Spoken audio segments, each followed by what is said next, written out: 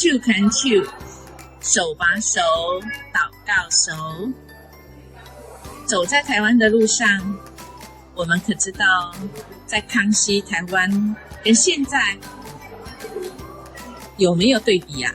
有，在这里透过科技有一个对比的图哦。我们看到，我们只要移动这个阅览的机器，就会看到对照。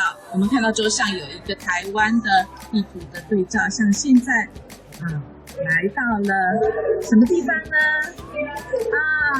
新竹市北区是现在的哦。那么它在这个图里面就有一个古时候叫做什么呢？我看到南坎，对不对？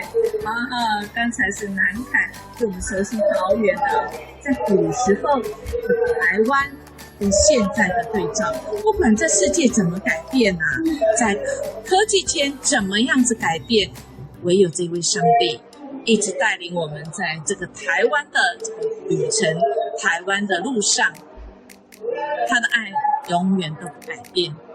正如在圣经上所说的，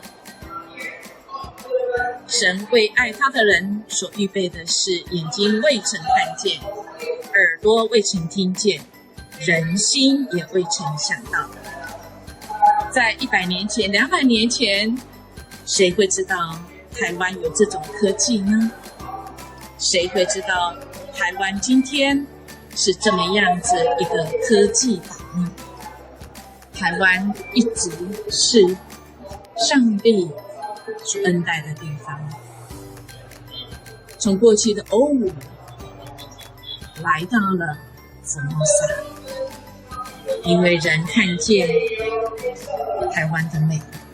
好吧，我们今天来分享一件我们个人在我们生命当中那美好的事情。那个上帝早就为我们预备的，走在人生的路上，那个感恩的事情。还有，我们是不是带到走在人生的路上，有时候会觉得很多的阶梯，在我们此时是一直往上呢，还是我们正在人生的旅途的路上，什么点呢？感恩一件事带到一件事，我们的家庭呢也一样哦。我们有没有共同经历我们的家庭在家庭的人生路上经历那个印象深刻上帝特别的恩典，让我们此时想起来都有一种哇，太美好了，太幸福了。手牵手，移到手。